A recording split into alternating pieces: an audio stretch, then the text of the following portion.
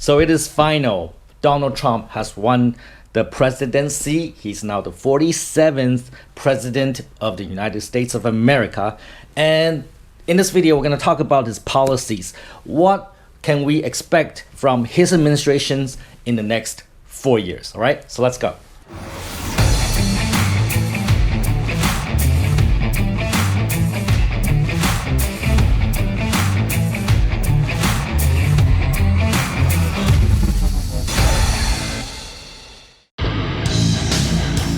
Take effing action, put it together, and subscribe to Tom Penn's channel on YouTube now.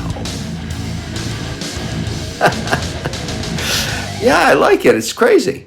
So Donald Trump is going back to the White House. And Donald Trump represents the Republican Party. And actually, they have a sweep of the executive branch and also the Congress and also the Senate. So that means the Republicans is going to control the three power branches of the US government. And that's going to be very interesting because that means that they can do anything they want, pretty much, okay? So I want to take this time and analyze the Republican policies and how that is going to impact US economy, the world, and also possibly Vietnam, all right? So let's get started. Let's start with the economy.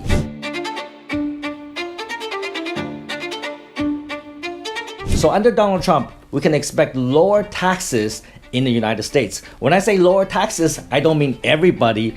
The lower taxes will apply to big corporations and also wealthy individuals. So if you're middle class poor people, well, sucks to be you, all right? Donald Trump is gonna lower taxes from 21%. He already lowered it to 21%. He's gonna lower that to even lower, to 15% for wealthy individuals and corporations, especially if you're in manufacturing. If you are starting a manufacturing company or you're already a manufacturing company in the United States, you're going to enjoy a 15% corporate tax, which is amazingly low because in Vietnam, that tax rate is probably around 30 to 50%. In the United States, if you're in manufacturing, it's going to be 15%. A lot of manufacturers may take this opportunity and move back to the US. What about government spending? Well, every government of the United States love to spend money. They love to spend money that they don't have. That's why they have to print a lot of money and borrow a lot of money, right, to fund whatever programs they have. So that is within expectation that the Donald Trump administration will continue to spend money like crazy because basically the world is funding the US to spend as much money as they can. Long story, I'm not going to get into it. But how is Donald Trump going to spend the money? Well, he's going to spend the money on defense and military. He's going to strengthen the US military and he's going to extend the power of the US military around the world. And that is expected from Donald Trump. He's gonna spend a lot of money on the military. However, on things like social programs, maybe unemployment insurance, social benefits, education, probably he's gonna control that more. He's gonna limit that more. And you know what? Elon Musk has been a very, very strong supporter of Donald Trump. And it's been said that Donald Trump is going to reach out to Elon Musk because Elon Musk is very good at controlling cost when it comes to like Tesla or SpaceX. So he may actually reach out to Elon Musk and say, hey, can you come and help me out in the US government? Let's see how we can control cost and cut spending. So that might actually happen, which will be kind of interesting. But in terms of a direction, the US government will continue to spend money like crazy. So if the US government's gonna spend more money, that means it's going to incur more debt, okay? The US government debt is already at 25 to 35 trillion dollars. That's a crazy number. You don't even want to convert that to Vietnamese dong because that number will be so huge. I wouldn't even know how to say it. That's a huge, huge number. And there's no way the US government can pay that back ever, all right? If every person in the US have to pay that debt back, I think it's about $100,000 or maybe about 2 Vietnamese dong per person to pay that debt back, which is nearly impossible to do. But that debt will continue to increase. In fact, probably by the end of Trump's administration, in the next 4 years, after 4 years of his term, the debt to GDP ratio might even be at 116%. from the current 99% to 116%. So that is going to be a significant issue for the US government and also the US currency.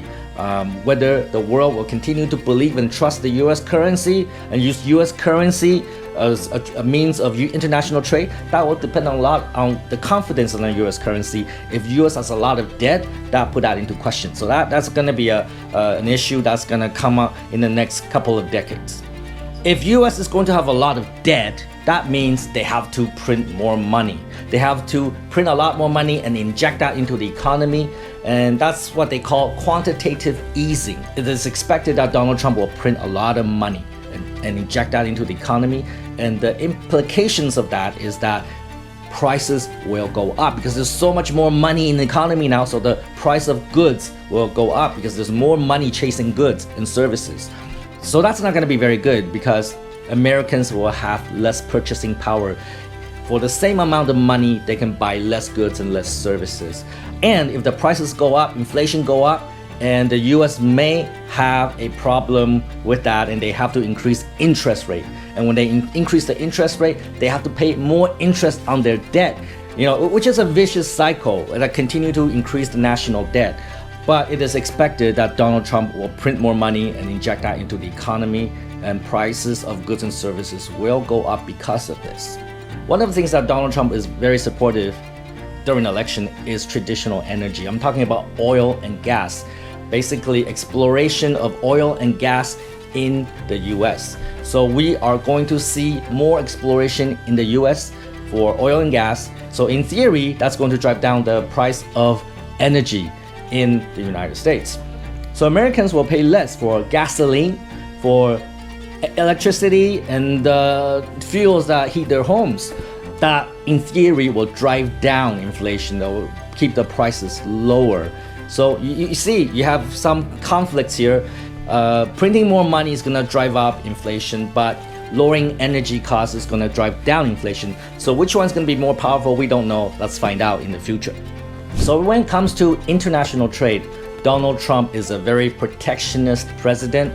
He wants to protect American jobs, but really what he really meant is he wanted to protect American industry, all right? So he's going to levy tariff on many different products and against many different countries. And he said that during the election campaign. He's gonna increase tariff for basically every country in the world. He's gonna levy a 10 to 20% tariff on every country, but especially China. For China, he's going to levy tariff up to 60% or maybe even more. He's even promised 100%, 200%, even 600%. Whether he will do that or not, I don't think he will, because frankly, that is totally unrealistic, because if you put tariff at 600%, inflation will be so high, because American companies do need to buy from China for raw materials, for many different things to make products, and that will drive up the price of products in the United States. So I don't think that will happen. However, it is expected that a higher tariff for China is in the cards. And because of the tariff imposed on many different countries, this will encourage more American manufacturers or manufacturers in other countries to move to the US to set up factories. And also, we already talked about the 15% corporate tax for manufacturing. So that's going to be very attractive for manufacturing businesses to move to the US. And you can expect a lot of cash inflow into the United States. That means a strong US dollar. You see, everything we talk about has different effect either on inflation, interest rate, or currency. Different policies have different effect. Which one will dominate? Only time will tell. But it is expected that money from all over the world will start to flow back to the United States, because they need to put that money back in the United States to open new factories. Donald Trump hates regulations. He's a business person. He hates government interference into businesses. So it is expected that he's going to remove red tape. He's going to remove regulations. He's going to make it easier to do business in the United States. He's going to open up the financial sector so that the financial sector can do crazy things like 2008. Maybe, I don't know. But definitely, this is going to be very good for the for the banks and the financial institutions in the United States. Crazy times are coming back again. Also very good for oil and gas because, again, Donald Trump is going to reduce regulations in those industries so that it's easier to find an oil field and drill for oil and find oil and sell oil, okay?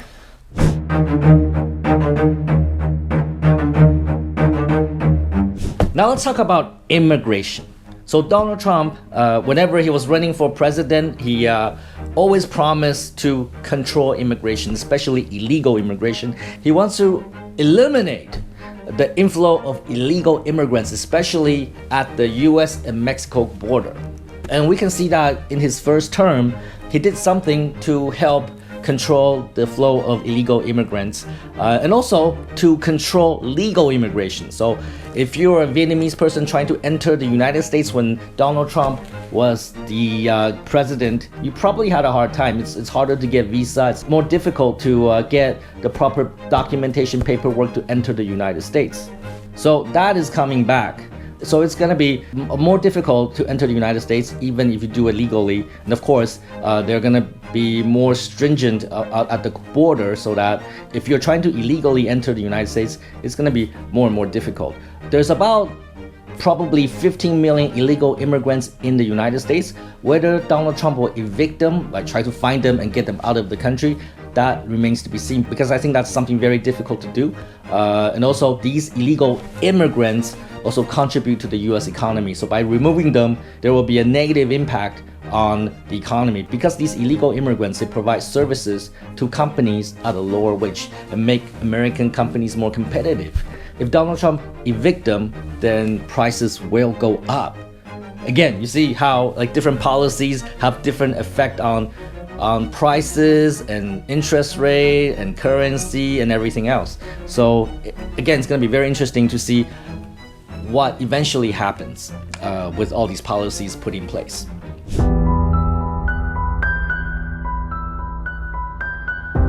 Now, finally, let's talk about foreign policy. Well, there's probably two major areas, or maybe three major areas. So the first one is Ukraine and Russian war. Donald Trump has promised that he's going to end the war. But what that really means is that Donald Trump is going to stop funding Ukraine. Donald Trump is going to stop sending military aid and help to Ukraine. This will force Ukraine to go to the negotiation table and negotiate with Russia. And what that means is that it's not going to be good for Ukraine because right now they don't have very good leverage. They don't have a lot to negotiate with, right? Russia is occupating many territories in Ukraine, and without American support, it's going to be very difficult to get those territories back. And because Americans are going to stop supporting Ukraine under Trump's administration, then it's more likely that they will just take it up the ass, okay? Sorry, Ukraine. Now about Israel and Hamas, there's a war there too. Americans have traditionally supported Israel, and I do not believe that will change. So under a Donald Trump administration, that will continue to be the case. However, Donald Trump doesn't like war. I don't know exactly what he will do to stop the war, but that remains to be seen. Now, about China and Taiwan, all right? China wants to annex Taiwan, and Taiwan says, no, we don't want China, right? So they're not exactly friends. And traditionally, US has supported Taiwan to be quasi-independent. What I mean is the US recognizes there's only one China, but they like status quo. They like China and Taiwan, separate country. Under Donald Trump, it's going to be very, very unpredictable because the US policy in the past has been that US tries to be ambiguous, meaning that US doesn't tell China what they're gonna do. Maybe if you try to annex China, we will have a war with you, or maybe not. US doesn't put its official policy on the table. But with Donald Trump, I don't think he wants war either. But does that mean that Donald Trump will allow China to annex Taiwan? Or Donald Trump is going to use trade to control China? I think the latter is more likely. So Donald Trump is going to say, if you do anything to Taiwan, I'm going to tax you to death. I'm going to increase tariff to 1,000%. I think that's how he's going to approach it. But again, I don't know. I'm not Donald Trump, but if I get into his head, I think that's what he's going to do. All right? So take some fucking action. Let's all wait and see what Donald Trump's going to do in this new term of presidency. All right? Don't be a fucktard.